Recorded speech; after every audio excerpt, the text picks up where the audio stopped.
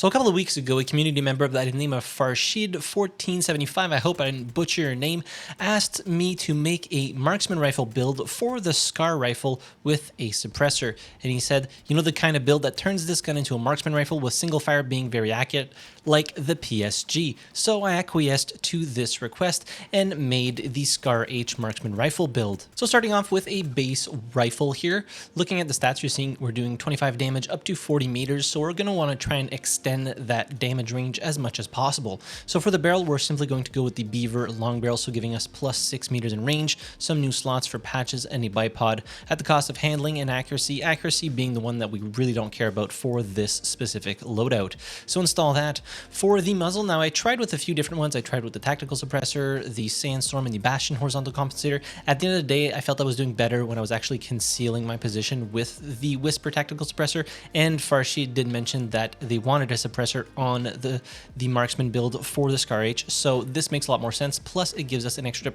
4 meters in range, so doing max damage up to 50 meters now. Install that. For the foregrip now, considering you're going to want to be firing this weapon pretty consistently at a pretty decent rate, even if it is in single fire, I just opted to go for the X25U angled combat grip. This is the one that gives us the best recoil control, and it's going to allow you to get the best follow-up shots possible. So go ahead and install that. For the mag, we have two options here, the 30-round mag or the 50-round drum mag. The 50-round drum mag is great. It just comes with so many downsides, so I opted to go for the 30-rounder. Also, we're using this weapon a little bit longer ranges, so 30 rounds, you know, makes sense as opposed to the 50-round drum mag in this situation. So install that, then put the mag assist on here, whichever one you want.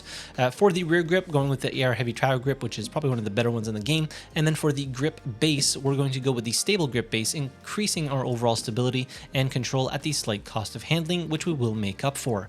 For the stock, one of the best stocks in the game is the Skeleton Sniper stock, because it gives you a nice bump in stability and a nice bump in handling, which will be needed because you don't want this weapon just ADSing at a snail's pace. So install that. Now for optics, I went with two. I went with the Viewpoint 3X scope, and then I said, you know what, I'm going to put an offset optic on here. I just went with my favorite one, which is the Mini RDS. You could put whichever one you want. So install both of those. And then for all of these slots here, I simply went with DD Python handguard panels because I wanted to bump up the handling of the SCAR-H so it ADSs a little bit quicker than it does without them. So go ahead and equip 6 of those, and then we're going to look at the calibration. All right, moving on to the calibration for the barrel, considering we're using this weapon at longer ranges, plus 50 grams and plus 10 millimeters. So we get extra muzzle velocity and extra firing stability. For the foregrip, we're going with -10 slots to give us extra ADS speed, which is sorely needed.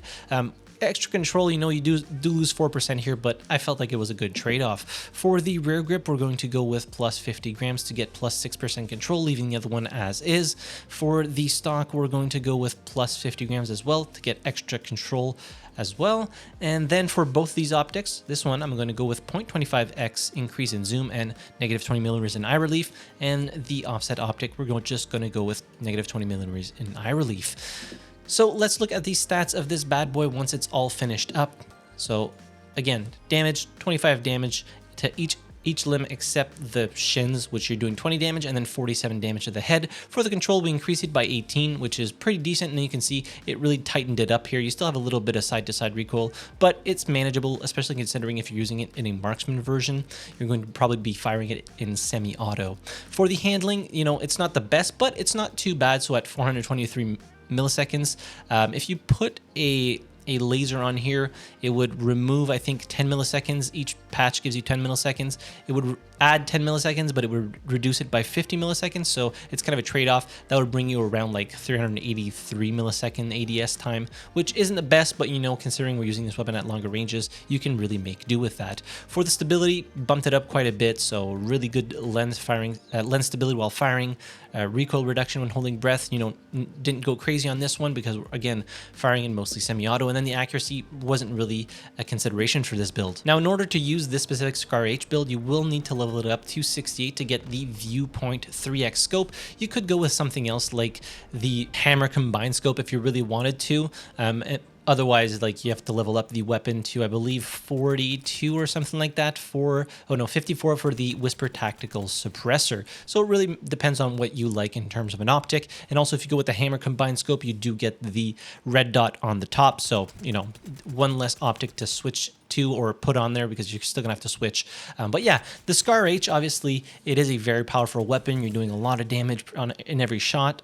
25 damage, 47 to the head. It was very decent at range. I'm not a fan of the DMRs in this game, unfortunately, or marksman rifles, whatever you want to call them, because it really limits your engagement distances and which fights you can actually take. And also, ARs are pretty freaking accurate in this game, and the ranges at which you would want to use a DMR or marksman rifle, an assault rifle can basically do the same thing. Same thing with maybe a few SMGs, like the SMG-45. If you build it right, you can just laser people down at 100 meters plus. So kind of having the DMR in that situation is kind of a moot point, it feels like. But with the SCAR-H, having the option to use it in single fire at those longer ranges, and then of course having the backup optic on here to use it in CQB or medium range engagements, at which you would want to have the weapon on full auto. It's a nice balance between the both. Now, one thing I have to say is that just be careful when you're pushing into an objective. Make sure your weapon is both on the right optic and the right firing mode. Otherwise, you're probably going to get killed if you're, scoping in with the 3.25x scope with your weapon on single fire. So you kind of have to so it's really a management game of setting the right fire rate and also using the right optic in the right situations. Now, I wouldn't recommend this build at all in CQB max like Shafted and Knife Edge. I did it anyways, did pretty good, but again, I was mostly using it in the full auto mode with the backup optic. So it wasn't really fulfilling that marksman rifle utility that I made with this build, but on the larger maps it functions very well. And obviously with the suppressor, you're really concealing your position so people don't find you as quickly as they could if you didn't have one, and it also gives you that plus 4 meters in range. So I hope this build will serve you well, Farshid. Thank you so much for recommending that I make a SCAR-H Marksman build. If you would like to make a recommendation, leave it in the comment section down below and I'll take a look at it, hopefully add it to the pipeline of content. The weapon share code for this SCAR-H will be in the description down below, as well as in the top pinned comment. And also, for those of you that are in the Discord server, and if you're not, I started a thread in there in the Delta Force channel, because I've noticed that a lot of people want me to try their builds. Put your builds in there, and eventually when I have enough builds saved up, I'm probably just going to make a video on it. So if you want to, get me to try your builds, join the Discord community. We have great people in there, and then just pop your build in that thread, and then I will get to it eventually. In any case, I'll leave you with a few highlight clips of me using the specific build. But yeah, hit the like button if you enjoyed the video, subscribe to the channel if you haven't already, and as always, thank you very much for watching. I really appreciate it, and I'll see you guys in the next video. Have a good one.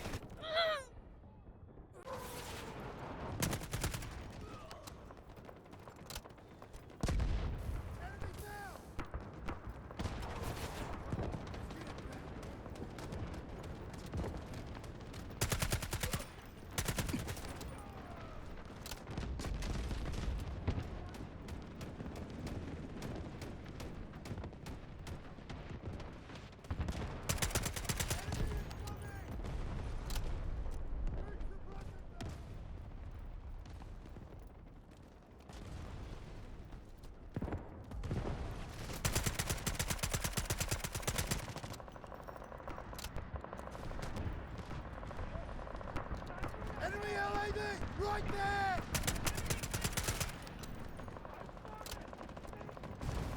there!